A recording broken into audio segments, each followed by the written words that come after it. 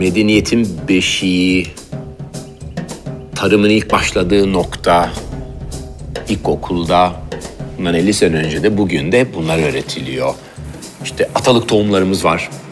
Siyez buğdayı, Kavılca buğdayı. Bu tahılların dünyaya yayıldığı yer burası.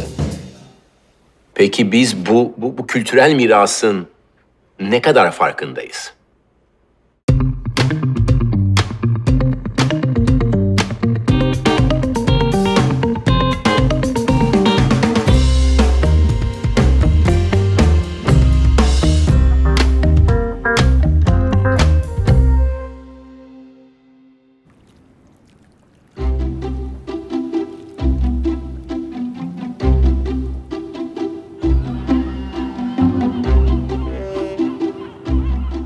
Ekmek dünyanın birçok kültüründe kutsal. Ve bugün birçok bilim insanının bize söylediği ekmek zararlı, ekmek işte şeker var, bizi hasta ediyor.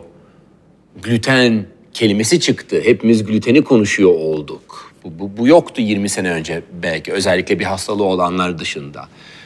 Ekmeksiz bir yemeği düşünüyor olmamız bile zor. Bir yemeği, bir sofrayı planlarken, tasarlarken bir akşam yemeğini ya da bir öğle yemeğini ya da bir sokak atıştırmasını, balık ekmek, ekmek arası döner veya da bir sürü başka sokak yemeği ya da en şık lokantalara gittiğin zaman da hep bir ekmek etrafında dönüyor. Bunsuz nasıl yaşarız ileride? Düşünmeye başlamakta yarar var.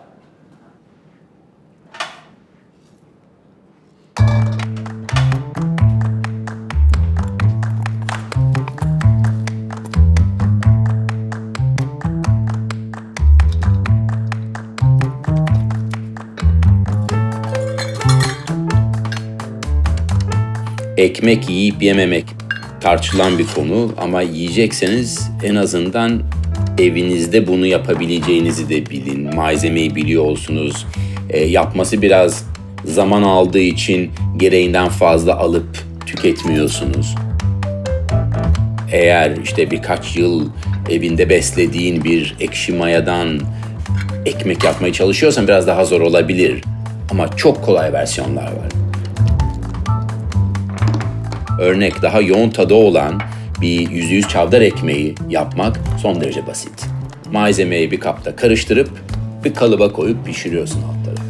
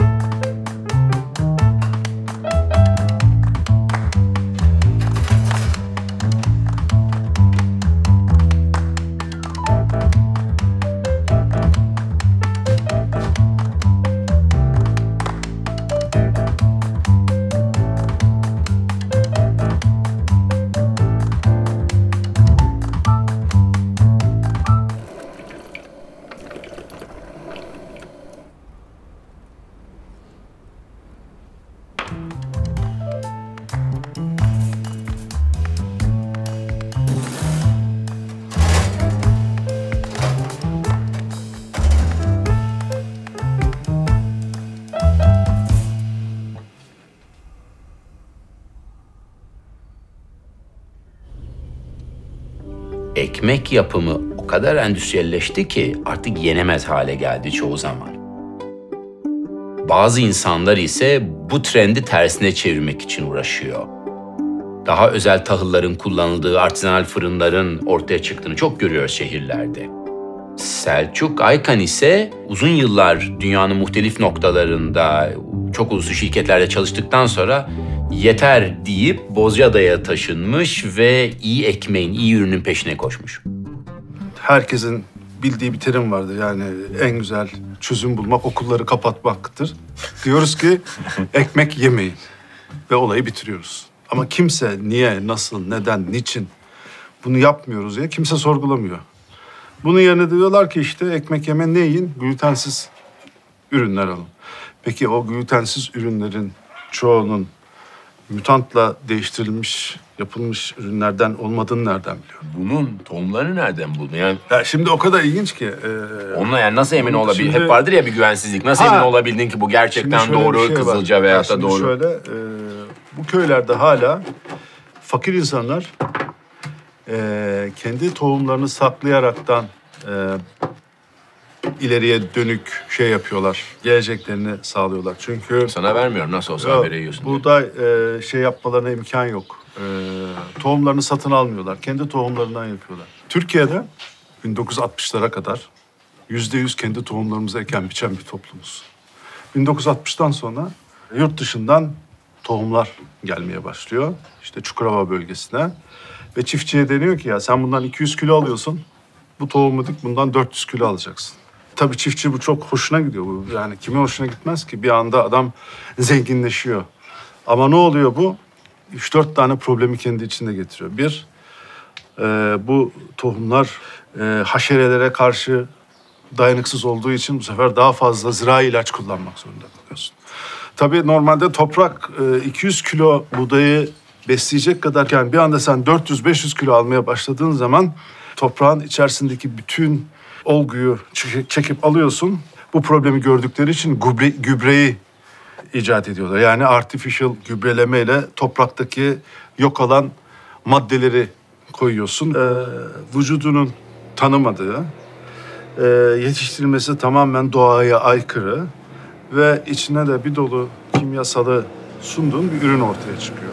İnsanın binlerce yıl yemiş olduğu bu masum buğdayı şimdi diyorlar ki zararlı, yemeyin.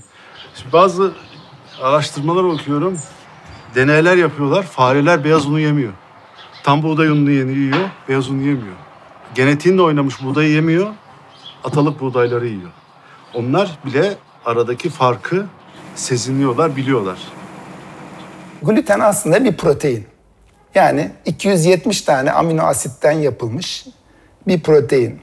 Biz buğdaydan elde edilmiş bir unla ya da başka bir şeyle yediğimiz zaman biz bu gluten molekülünü içimize alıyoruz. Aslında bir tesbih gibi bir şey protein. Yani gluten molekülü şu elime aldığım şu bir tesbih gibi düşünün. Bu proteini nasıl sindiriyoruz? Bu protein midemize giriyor. Midemizde enzim dediğimiz makaslar işte asitler var. Bunları tek tek kesiyor. Bu parçaları, bu tesbih parçalarının her bir parçası bağırsağımızda serbest hale geliyor amino asit olarak. Ve o amino asitler bağırsağımızdan vücudumuza, kana giriyor ve kanda o amino asitleri tekrar nerede ne yapmak istediğimiz yani genlerimizden aldığımız emirlere göre kullanılıyor. Yani bir şekilde bir ham madde sokuyoruz amino asit olarak vücudumuza.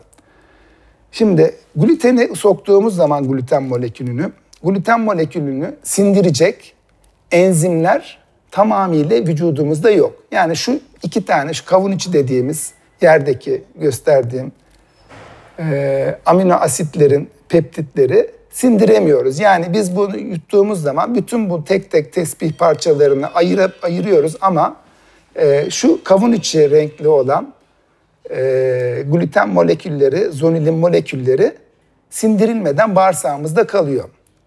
Peki bu zonulin molekülleri ne yapıyor? Bu zonulin molekülleri bağırsak hücrelerimizin arasındaki yapışmış olan kilitleri açıyor. Yani bir şekilde bağırsak hücrelerimizin maymuncuğu gibi düşünebilirsiniz. Vücudunun maymuncuğu gibi.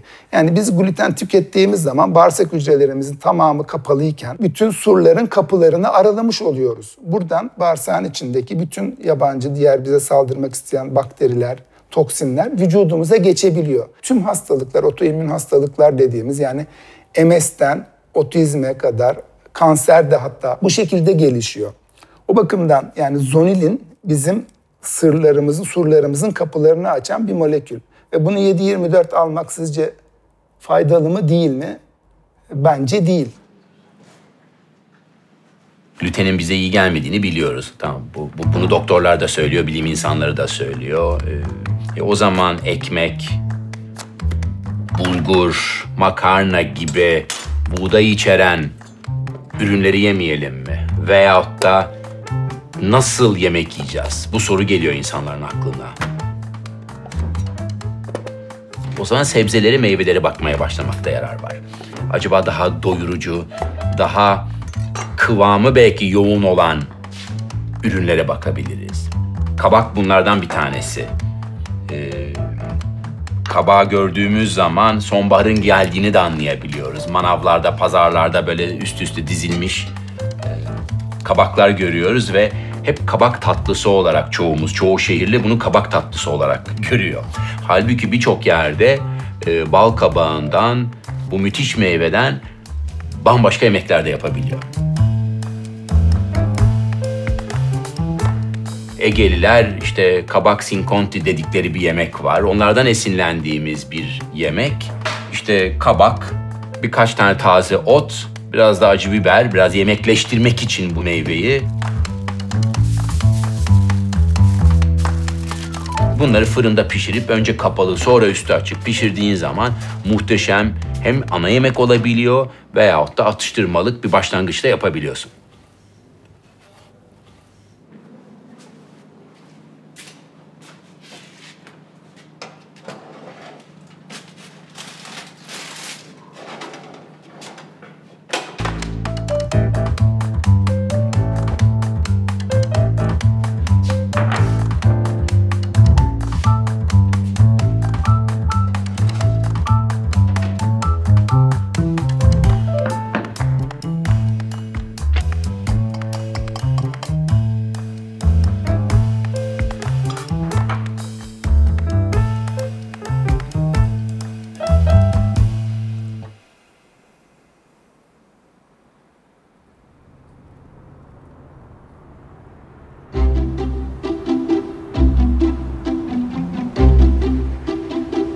Anadolu'yu gezdiğimizde genelde böyle bir kahramanlarla karşılaşıyoruz. Mesela Mehmet Ali amca kavulca buğdayı ekiyorlar. Şimdi baktığın zaman kavulca buğdayını, o binlerce yıllık bir tohumu bugüne kadar getirebilmiş.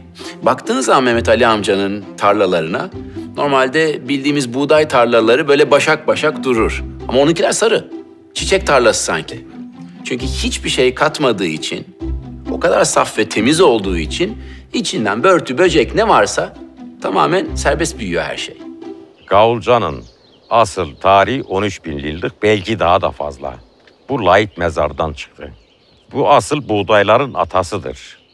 Da ondan zaman zaman Gavulca sadeliğini koruyor. Diğerler mesela kırmızı buğday da Gavulcadan çıkan bir şey. Sadece bu bölgede olacak diye bir şey yok. Başka yerlerde de oluyor kavulca. Ya oluyor orada, şimdi uzuyor, onun den ince oluyor. Bura gibi dolgun olmuyor. Yani bu bölgeye ait bir şeydir. Lezzetini de bu bölgeden alır. Oradaki aynı lezzet vermez. Siz daha iyi biliyorsunuz, bitkiler mesela genellikle yağmurda olsun, havada olsun yapraktan alar yani. Sanayi şeyini oradan alıyor, tadını demek ki bozuyor. Ve burada sanayi yok, tadı güzel.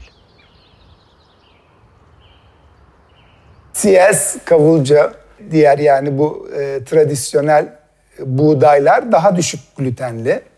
Ama asıl onların önemli olan ne şekilde mayalandığı. Eskiden yaş maya dediğimiz eski insanlar, bilhassa Mısır'da, Türk tradisyonlarında 24 saat mayalarlarmış. Yani günümüzdeki gibi 2 saatte mayalanmadığı için ne kadar uzun mayalanırsa gluteni tamamen kesme ihtimali, tamamen bu molekülleri parçalama ihtimali daha yüksek. O yüzden uzun mayalanmış ve düşük gluten miktarlı ekmeklerle yapılan mamullerin insan sağlığına daha az zararlı olduğu kesin. Ama tabii daha az. Rus ruleti oynamak gibi. Bütün o mayalar o gün parçalamadıysa, biraz soğuk kaldı, biraz ısın kaldıysa gene o glutenler girecek. Gene siz kendi surlarınızın kapılarını açacaksınız dışarıdan toksinlere.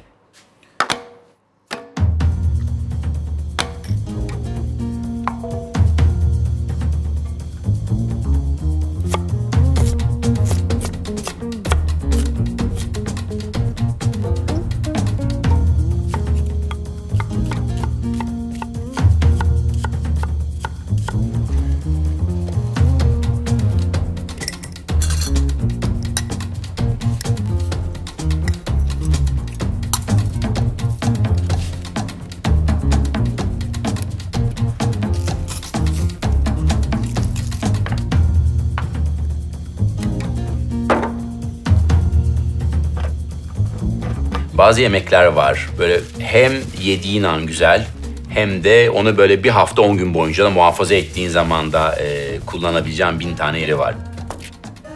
Kuzu gerdan bunlardan bir tanesi. Yapması son derece kolay. Fırınlanmış bir kuzu gerdan. O an yediğin zaman çok keyifli ama sonradan soğuttuktan sonra tiftikleyip bir kavanoza basarsan onu en az bir hafta 10 gün buzdolabında saklayabiliyorsun. Soğuk veya oda sıcaklığında tiftiklenmiş bir kuzu gerdanı herhangi bir şarküteri gibi kullanabilirsin. Biraz işte elindeki çeşitli turşularla ve ince dilimlenmiş, bayatsa bayat ya da işte fırına atıp kıtırlaştırılmış çavdar ekmeği olabilir. Birçok zaman ekmeği çok kalın keseriz. Üstüne koyduğumuz malzeme de azıcık incecik olur. O zaman ne onun tadını alabiliyoruz, bir de sağlık olarak baktığın zaman gereğinden fazla ekmek yemiş oluyoruz. Halbuki tam tersini yapsak, incecik bir ekmek ya da bir kıtır ve yanındaki malzemeleri daha fazla kullansak, sebzesini veyahut da işte eti, neyi kullanıyorsak artık, sanki daha doğru bir iş yapmış oluruz.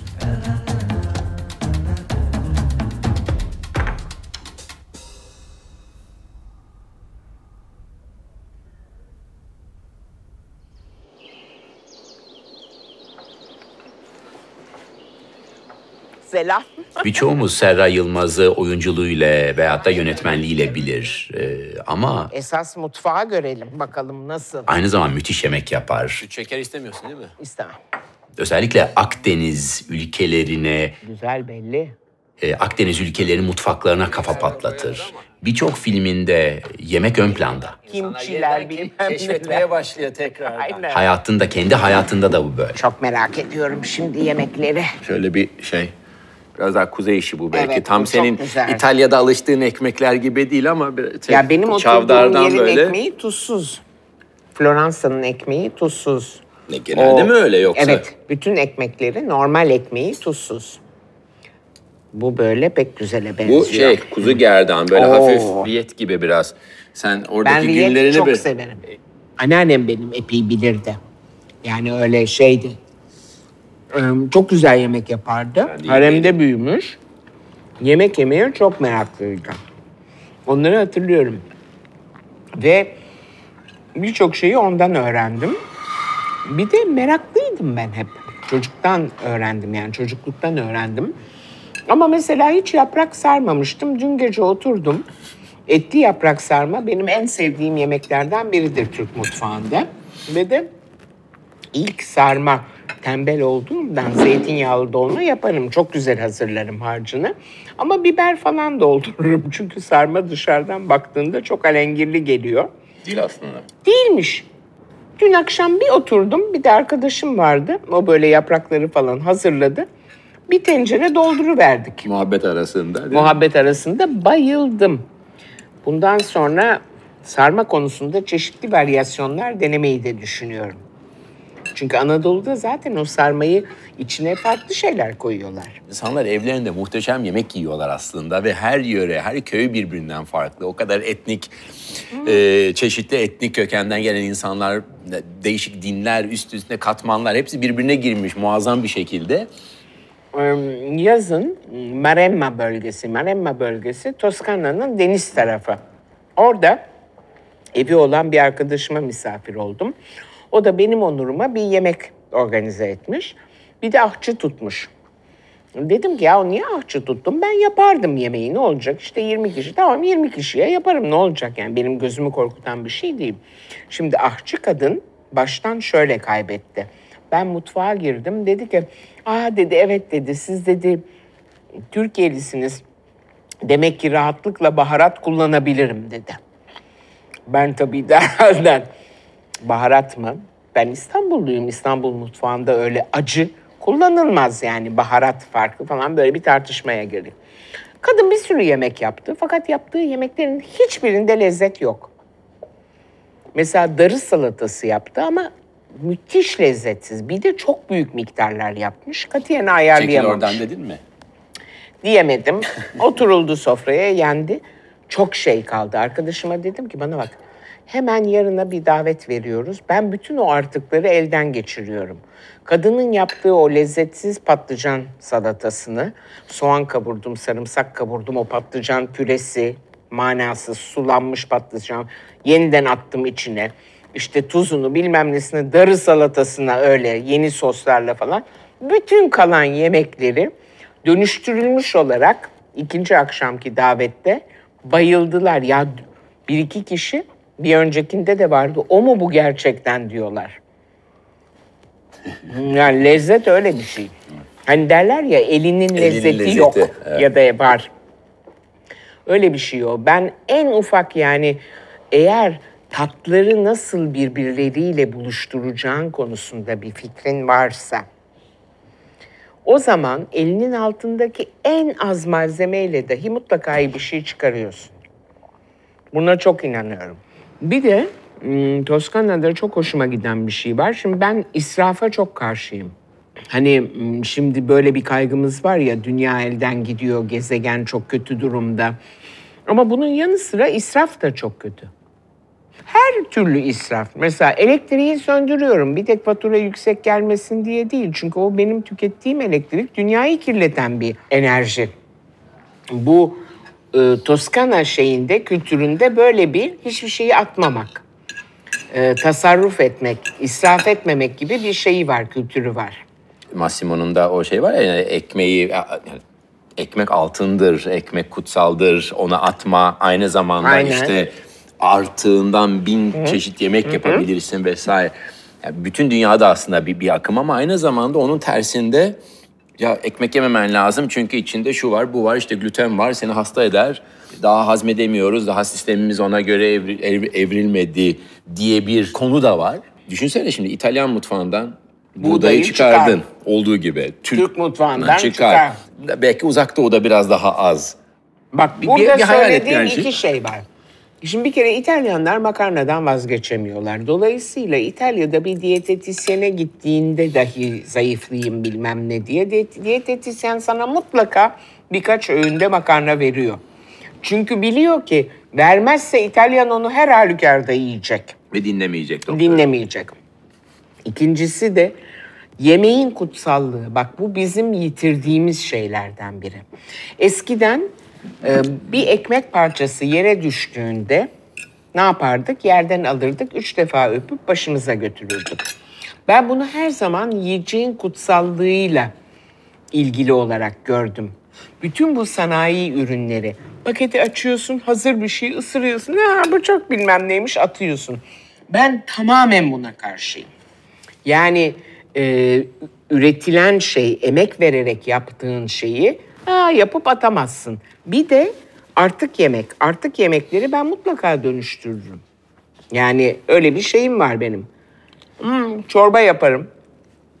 Derhal bir kemik suyu. İçine bütün o sebzeleri at. Güzelce. Yani bunun çok önemli olduğunu düşünüyorum. İsrafı engellemek için yemek kutsal bir şey. Ve bu kutsalı bizim muhafaza etmemiz lazım. Türkiye dünyanın tahıl kaynakları açısından çok çok önemli bir yerde duruyor. Çünkü dünyanın tarihine baktığımız zaman, tahılın tarihine, buğdayın tarihine baktığımız zaman Dicle ile Fırat arasında kalan Mezopotamya ve Türkiye'nin orayla sınır ve orayı aslında oluşturan bölümlerinin, bunun içerisinde Göbekli Tepe'de var, bunun içerisinde Çatalhöyük'te var. Dünyaya buralardan buğdayın yayıldığını görüyoruz. Dolayısıyla genetik çeşitlilik açısından Türkiye ve Türkiye'ye komşu yerler çok çok önemli bir yerde. Gene acıklı olan, trajik olan dünyada genetik çeşitliliğin azalmasının en yoğun yaşandığı yerlerden bir tanesi de keza Türkiye. Bundan 14.000 yıl önce, kimilerine göre 9.000 yıl önce ama çok uzun zaman öncesinde ilk ekmeğin yapıldığı yer burası. O ilk ekmeğin yapılması için mevcut doğal kaynakların, buğday ırklarının olduğu bir yer burası. Dolayısıyla Türkiye'de bu işin takibini yapmak, Türkiye'de daha atalık tohumların, geleneksel tohumların izini sürmek ve bu tohumlar üzerinden yeni projeler geliştirmek ve bu projeleri aslında sadece işte üreticilerle değil, aynı zamanda tüketicileri de içerecek şekilde düşünmek, o gıda zincirini başından sonuna oluşturmak açısından çok çok önemli.